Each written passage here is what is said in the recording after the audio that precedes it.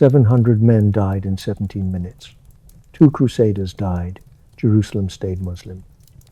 That is the brutal mathematical reality of what happened on August 8th, 1192, when Richard the Lionheart led 54 mounted knights in a suicidal charge against 20,000 of Saladin's finest warriors at Jaffa, and achieved the most lopsided tactical victory in Crusader history, while simultaneously proving that perfect battles cannot overcome strategic impossibility. By sunset, Saladin's army was fleeing toward Damascus, abandoning equipment worth a kingdom's ransom. But 3 weeks later, Richard would sign a treaty leaving Jerusalem in Muslim hands forever, demonstrating that sometimes the greatest victories change absolutely nothing about the wars they are fought in. This is the story of how Richard invented amphibious assault warfare 3 centuries before naval doctrine caught up, how 54 knights generated kinetic force equivalent to a medieval avalanche, and how tactical perfection became the monument to everything the Third Crusade could never accomplish, no matter how brilliantly its battles were fought. But before we talk about the 17 minutes that defied mathematical possibility, you need to understand the nightmare scenario that made charging 20,000 enemies seem like the only rational choice available. August 5th, 1192, merciless Palestinian sun beat down on the limestone walls of Jaffa as Richard Plantagenet, King of England and self-proclaimed Sword of Christendom, gazed across a tactical situation that should have marked the end of his legendary 3-year career. From the harbour, where his 35 remaining ships rode at anchor like floating coffins, the Lionheart could see Saladin's banners stretching across the coastal plain like a dark tide of silken steel that seemed to have no end. 20,000 of Islam's finest warriors had converged on this strategic port city, their curved scimitars glinting in the heat haze that rose from sand, already soaked with Crusader blood from previous fighting. Richard commanded exactly 2,000 exhausted men, including just 54 knights, still capable of mounted combat, and a handful of war horses that had survived 3 years of brutal campaigning that had killed most animals. The mathematics were beyond hopeless, according to any rational calculation. 10-to-1 odds against the greatest military mind in the Islamic world, fighting on ground of Saladin's choosing with an army that had just achieved its greatest strategic victory of the Third Crusade by capturing this vital port. Picture the impossible trap as it had developed with the surgical precision that marks Saladin's tactical genius developed over decades. While Richard had been securing Acre 80 miles to the north, the Sultan had struck Jaffa with lightning speed, overwhelming the Crusader garrison through a perfectly coordinated land and sea assault.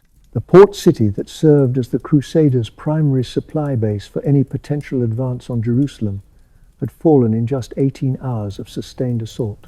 Its defenders were scattered or dead, its warehouses full of grain and weapons now feeding Muslim armies. Richard's entire strategic position in the Holy Land hung by the thread of this single coastal fortress, whose loss meant catastrophe. The loss of Jaffa represented far more than tactical defeat that could be reversed. It was strategic catastrophe that threatened to unravel 3 years of Crusader gains purchased with European blood. Without this port, Richard's army would be cut off completely from European reinforcements and supplies arriving by ship. The overland route to Jerusalem, which had seemed within reach after the victories at Acre and Asuf, now became logistically impossible to sustain. Worse still, Saladin's capture of Jaffa had scattered the Crusader coalition that Richard had spent months carefully assembling. French contingents had already begun embarking for home, convinced that the campaign was doomed to failure. German knights, who had followed Frederick Barbarossa to their deaths in Anatolia, were abandoning the crusade rather than face certain annihilation. But here is what Muslim chroniclers writing in Damascus could not explain about Richard's response to this disaster.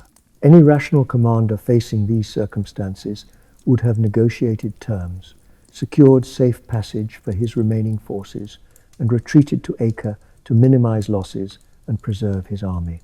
The strategic situation was objectively hopeless by any military calculation. The tactical odds were suicidal beyond description. Even Richard's own nobles advised immediate withdrawal rather than risk the total destruction of English military power in a futile gesture. Yet the king who had earned his reputation through 3 years of impossible victories was about to attempt something that defied every principle of medieval warfare developed over centuries. Richard's forced march south from Acre revealed both the desperation and the iron determination that had made him the most feared Christian warrior in the Levant. His army moved at a pace that literally killed horses and broke men physically, covering 80 miles of hostile territory in just 48 hours, while under constant harassment from Saladin's scouts. Knights rode double when their mounts collapsed from exhaustion. Infantry discarded armor they could no longer carry under the brutal sun. The baggage train, slowed by wounded and supplies, fell 20 miles behind the main force and was never seen again, presumably captured or destroyed. By the time Richard's banners appeared on the hills overlooking Jaffa, his army resembled desperate refugees more than the elite force that had terrorized Muslim armies from Cyprus to Cairo. The arithmetic of desperation revealed itself starkly as Richard surveyed Jaffa's defenses through his brass spyglass. 20,000 Muslim warriors occupied not just the city but the surrounding hills, their cavalry patrols controlling every approach route with professional efficiency. Saladin himself commanded from a magnificent silk pavilion whose golden eagle banner could be seen clearly from the harbor.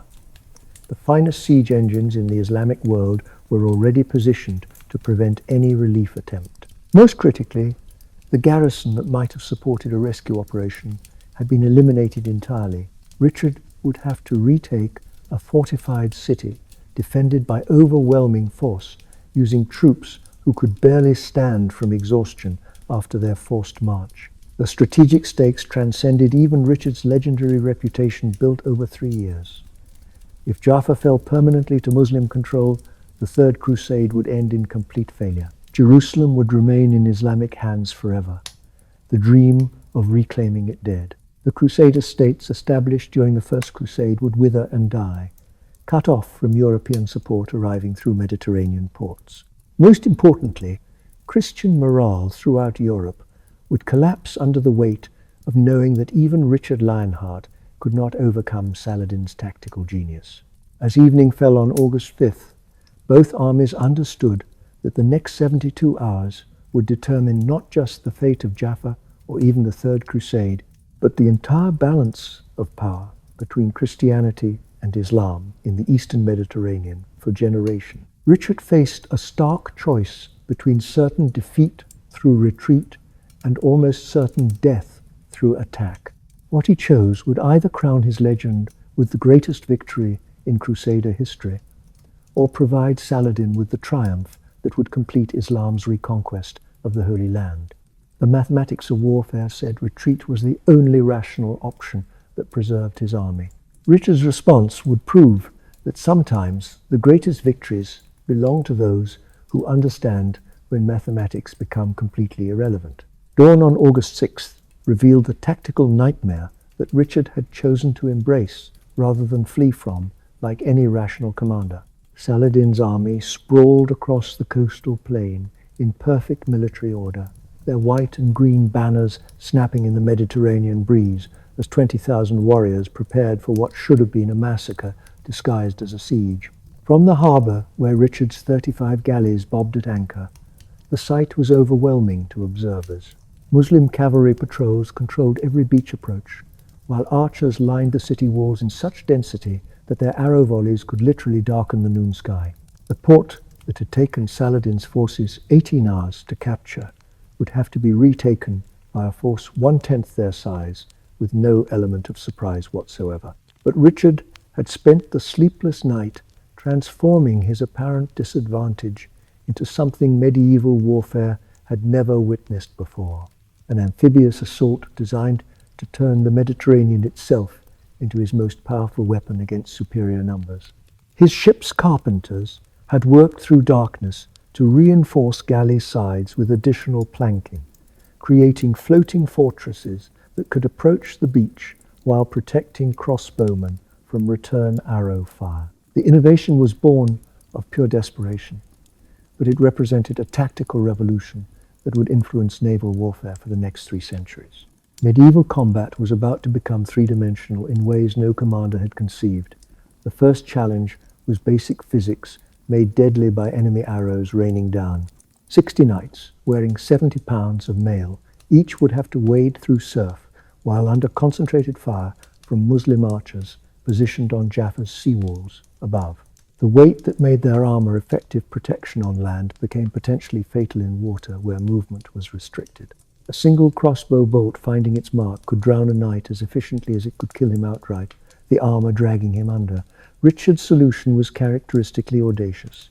Ship-based crossbowmen would provide suppressing fire, while the knights used their shields as primitive flotation devices during the wade to shore. As the sun reached its merciless peak at midday, Richard's galleys began their approach to Jaffa's harbour with a precision that amazed both friend and foe watching. Each vessel carried 40 Genoese crossbowmen, whose accuracy had been perfected through decades of Mediterranean warfare against various enemies. Their steel-tipped bolts could penetrate mail armor at 100 yards, making them lethally effective against Muslim defenders, whose lighter armor emphasized mobility over protection. The psychological impact was immediate and visible. Defenders, accustomed to fighting land-based enemies exclusively, suddenly faced attack from an angle they had never prepared for or even imagined. What happened next defied every assumption about medieval siege warfare developed over centuries. As Richard's lead galley grounded in the shallows, Muslim archers unleashed clouds of arrows that should have turned the water crimson with Crusader blood within seconds. Instead, the reinforced ship sides deflected most shafts harmlessly, while crossbow volleys from the remaining vessels systematically cleared entire sections of the seawall. The exchange rate was catastrophically favorable to the attackers in ways that shocked observers. Muslim archers, exposed on the walls above, suffered devastating casualties, while Crusader knights remained protected until the moment of actual landing. Here is where Richard's tactical genius became visible through the chaos of amphibious combat that was unprecedented. Instead of attempting a single massive landing that would concentrate all his forces at one vulnerable point, the Lionheart coordinated simultaneous assaults at 3 different beaches. Muslim defenders, expecting to overwhelm a concentrated force, found themselves facing multiple threats that divided their attention and firepower fatally. Units rushed to defend. One landing site left other approaches virtually unguarded. The wade through the surf revealed why Richard commanded such legendary devotion from men who followed him. The king himself led the central assault personally, his distinctive golden surcoat, making him an obvious target for every Muslim archer within range who wanted the glory of killing him. Knights who had served under lesser commanders would have hesitated at the water's edge, calculating their chances of survival rationally.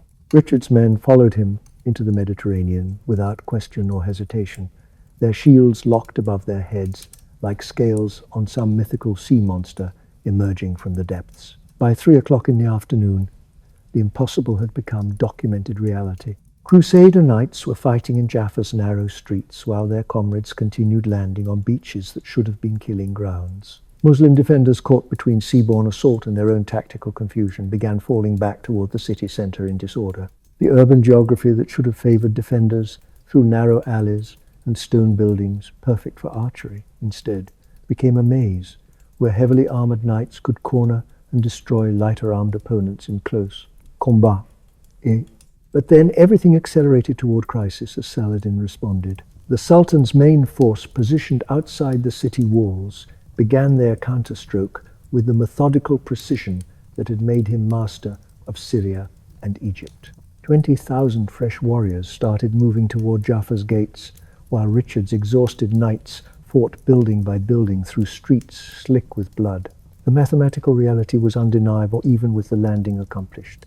Even if Richard captured the harbour district, he lacked the numerical forces to hold it against Saladin's inevitable counterattack with overwhelming numbers. The amphibious miracle that had achieved the impossible landing was about to collide with strategic mathematics that made ultimate victory seemingly beyond reach. The race between Richard's urban conquest and Saladin's approaching relief force would determine whether this desperate gamble would be remembered as brilliant innovation or spectacular suicide. Saladin's counterattack began at sunset on August 6, with the overwhelming force that had conquered Damascus, Aleppo, and Cairo over decades. 20,000 warriors converged on Jaffa from 3 directions simultaneously, their war cries echoing off the limestone walls, as the greatest military mind in the Islamic world prepared to crush Richard's amphibious miracle through sheer mathematical superiority. The Sultan had spent precious hours deliberately allowing the Crusaders to establish their beachhead, but his patience was strategic calculation rather than indecisive hesitation. By waiting until his full force could coordinate properly, Saladin ensured that Richard's tactical innovation would meet systematic annihilation rather than piecemeal resistance. Richard's response revealed why 3 years of brutal campaigning had forged him into something more dangerous than a mere warrior king. Instead of attempting to hold Jaffa's sprawling defences with his tiny force, the Lionheart concentrated his men in the harbour district, where his ships could provide continuous fire support. Using materials salvaged from captured Muslim siege engines, his engineers transformed the waterfront into an improvised fortress that maximized every advantage medieval technology could provide. Ship anchors became foundation stones for hastily erected barricades. Iron chains intended for harbour defence were repositioned to trip cavalry charges. Most ingeniously, galley masts were converted into elevated platforms for crossbowmen who could fire down at attacking infantry with devastating effect. The first Muslim assault struck Jaffa's makeshift defences like a bronze-tipped tsunami crashing against a seawall built from desperation and tactical genius combined.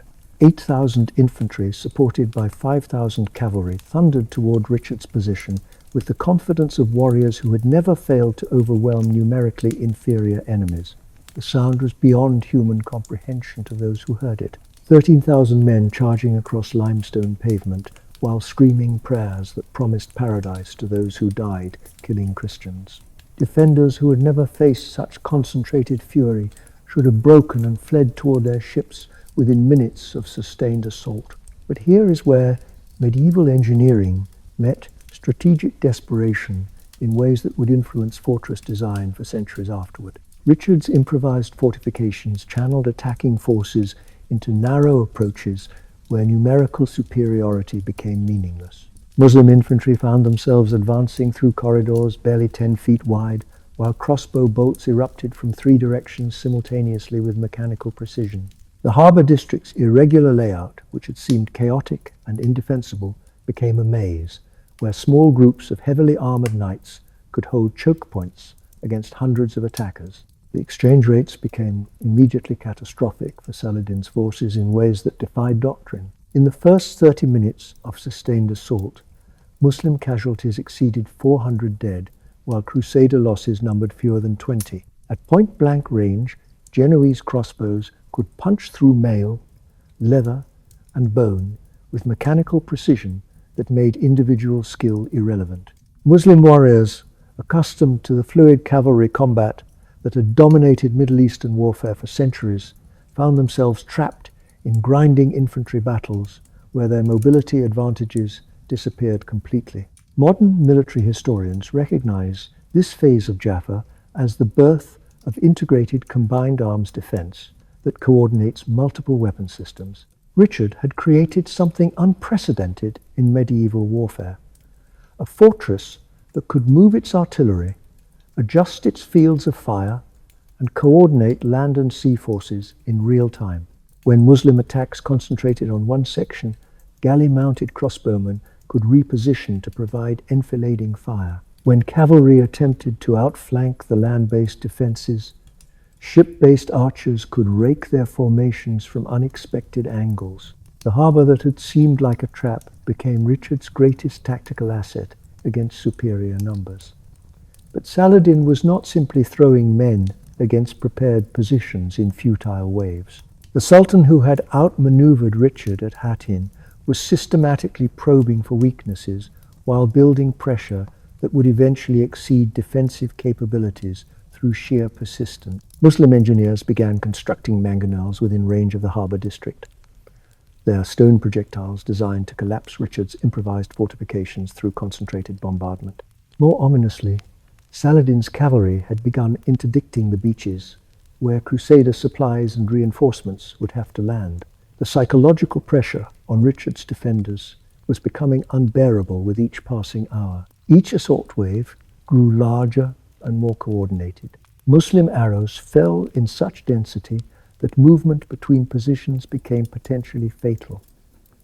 Worst of all, the mathematical reality was inescapable even with tactical advantages. Saladin could afford to lose 10 men for every Crusader casualty and still achieve overwhelming victory through attrition. Richard's tactical innovations had bought time and inflicted casualties, but they had not changed the fundamental arithmetic of the siege that would grind on. Then came the intelligence that would force both commanders to gamble everything on one decisive action.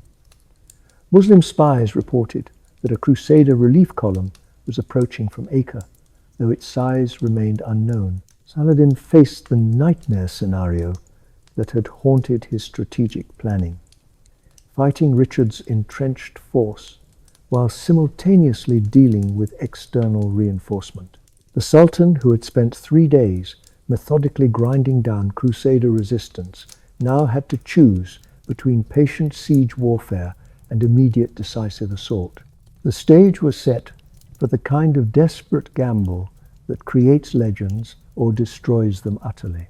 As dawn approached on August 8th, both Richard and Saladin understood that the tactical maneuvering had reached its absolute limit. What happened next would determine not just Jaffa's fate, but whether Richard Lionheart would be remembered as the greatest Crusader, commander, or the king whose desperate innovation led to catastrophic defeat. The mathematics of medieval warfare were about to collide with individual genius in ways that neither side could predict or control. The dawn of August 8th brought the moment that would either immortalize Richard Plantagenet or mark his final defeat at the hands of the greatest Muslim general in history. Saladin had spent the night positioning his entire army for what he knew must be the decisive assault that would end this siege.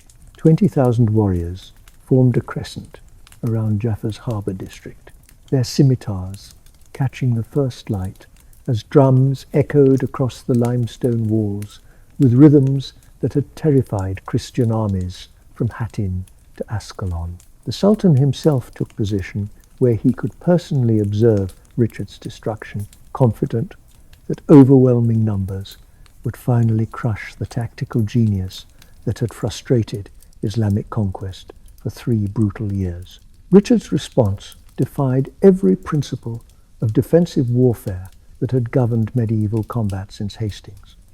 Instead of waiting behind his improvised fortifications for the Muslim assault, the Lionheart gathered his 54 remaining mounted knights in the harbour square and prepared for something that military historians still consider the most audacious tactical decision in Crusader history. 54 heavy cavalry would charge directly into 20,000 enemy troops across open ground with no possibility of retreat. The mathematics were beyond suicidal by any calculation. They were mathematically impossible. But here is where Richard's understanding of medieval psychology transcended mere tactical calculation based on numbers. The king, who had studied Saladin's methods for 3 years, understood that Muslim morale depended on the assumption of inevitable victory through superior numbers. A charge that should result in instant annihilation might instead create psychological shock that could shatter enemy cohesion before numerical superiority became decisive. It was a gamble that staked everything on the power of individual courage to overcome mathematical certainty. The charge began at precisely 7 o'clock in the morning with a sound that seemed to crack the very foundations of Jaffa's limestone walls. 54 destroyers, each weighing over 1,500 pounds and carrying a knight in 70 pounds of mail, thundered across the harbour square towards Saladin's amazed army. Their 12-foot ash lances, tipped with steel points designed to punch through any armour, were couched in perfect formation, as Richard himself led the wedge that would either achieve the impossible or provide Saladin with the most. Spectacular victory in Islamic military history. The impact was beyond human comprehension to witnesses. 54 knights, moving at 25 miles per hour, struck Muslim infantry with the kinetic force of a medieval avalanche. Lance points found their targets with mechanical precision, while war horses weighing over a ton trampled everything in their path. The front ranks of Saladin's army simply disintegrated under impact forces that medieval engineering had specifically designed to make unstoppable. In the first 30 seconds of sustained impact, 200 Muslim warriors lay dead or dying, while not a single knight had fallen. Richard himself became the focal point of combat that reached mythical proportions in chroniclers' accounts. The king, whose golden surcoat made him visible across the entire battlefield, carved a path through enemy ranks with sword strokes that contemporary witnesses described as superhuman.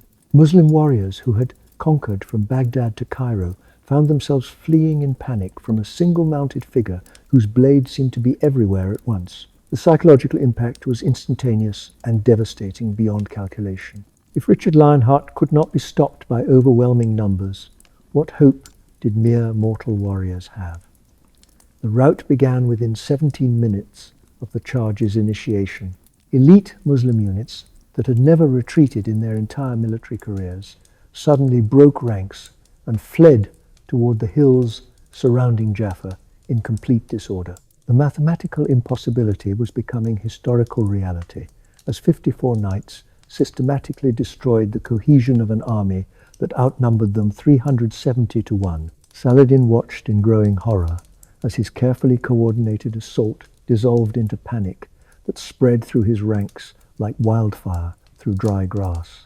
What Saladin witnessed next challenged every assumption he held about the relationship between numbers and victory developed over decades.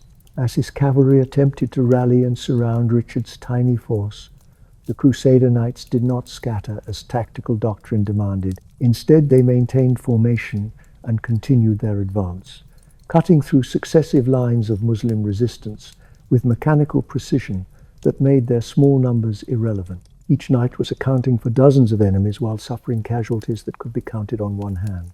The climactic moment came when Richard's charge reached Saladin's command position, forcing the Sultan himself to flee from a battlefield for the first time in his legendary career. Muslim chronicles would later claim that Saladin withdrew to maintain strategic perspective, but eyewitness accounts describe a panicked retreat as the commander who had humiliated the finest Christian armies found himself personally threatened by a king he had considered defeated.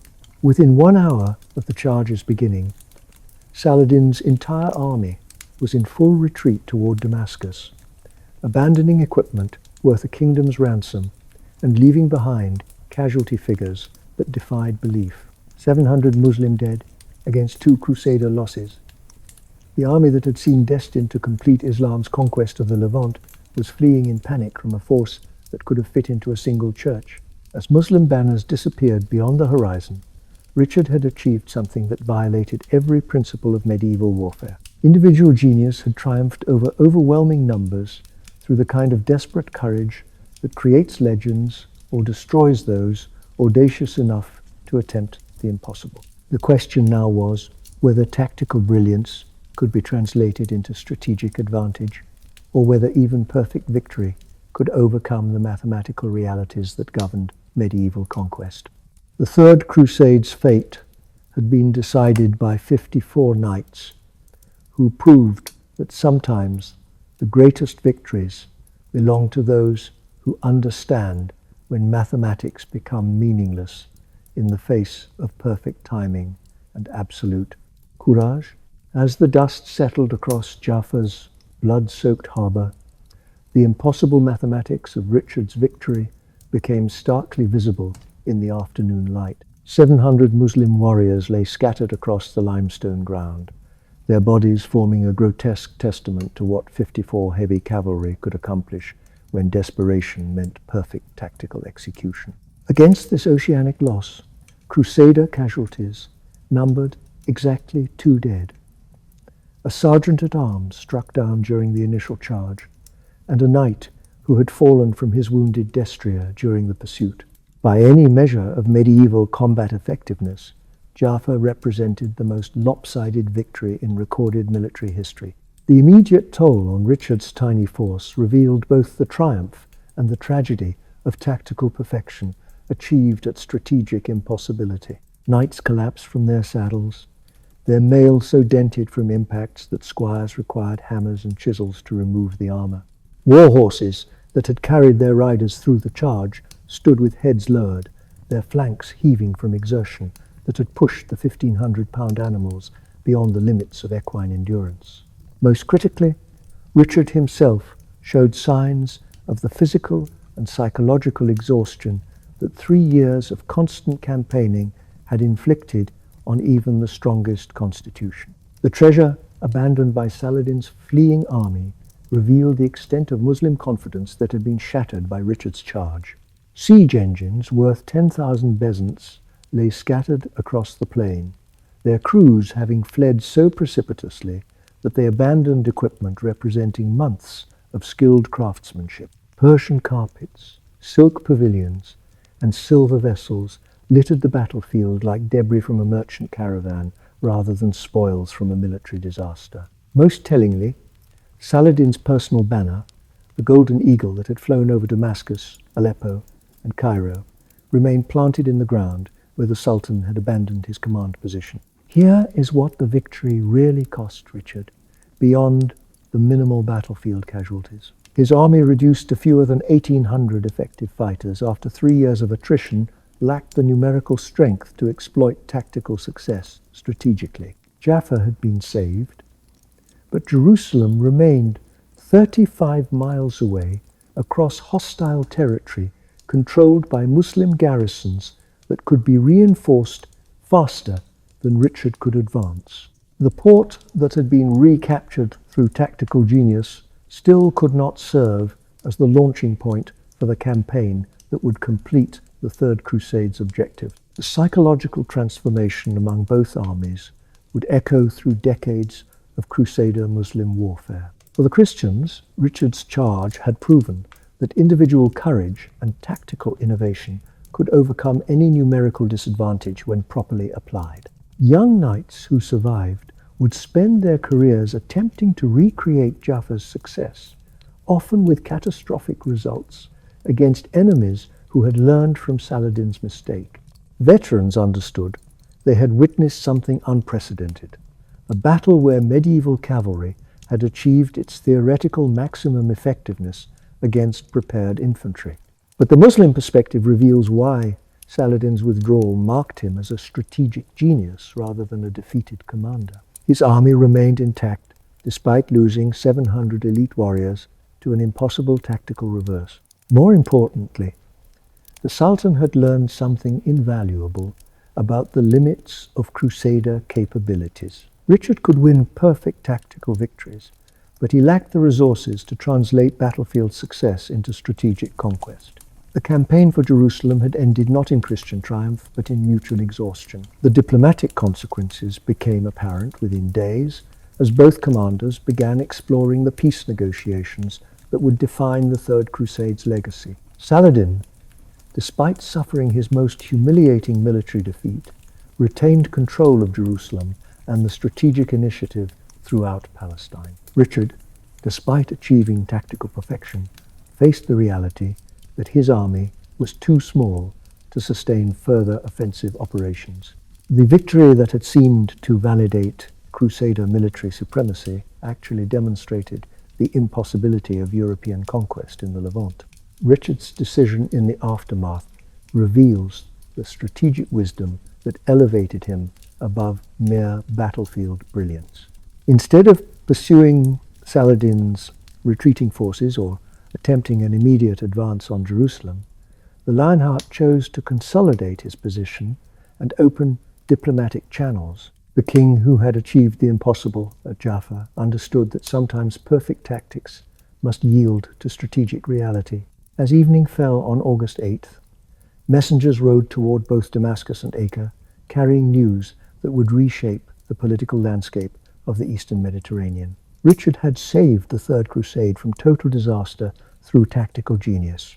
But he had also proven that even tactical genius could not overcome the fundamental limitations imposed by logistics, geography, and medieval military economics. The greatest cavalry charge in Crusader history had achieved everything except the strategic victory that would have justified its legendary status. Jaffa had become both Richard's crowning triumph and the monument to everything the Third Crusade could never accomplish, no matter how perfectly its battles were fought.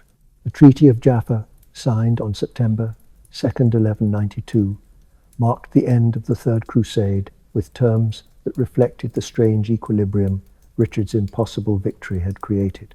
Saladin, despite suffering his most humiliating tactical defeat, retained control of Jerusalem and the strategic centers of Muslim power throughout Palestine. Richard, despite achieving tactical perfection that would echo through military legend, departed the Holy Land without accomplishing the primary objective that had brought him east 3 years earlier.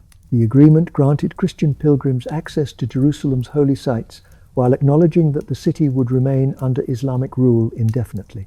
If you want to understand how Richard invented amphibious assault warfare 3 centuries before naval doctrine caught up, subscribe immediately. Because next week we are revealing the exact galley modifications that created floating fortresses, the Genoese crossbow tactics that provided covering fire, the physics of how 54 knights generated enough kinetic force to rout 20,000 infantry, and why the most perfect tactical victory in Crusader history could not overcome strategic reality. So smash that subscribe button now, because understanding how medieval cavalry achieved theoretical maximum effectiveness changes everything you think you know about shock warfare. And the principles proven in Jaffa's bloody harbour still influence modern combined arms doctrine taught today at military academies, where tactical brilliance must always operate within strategic constraints that individual genius cannot transcend.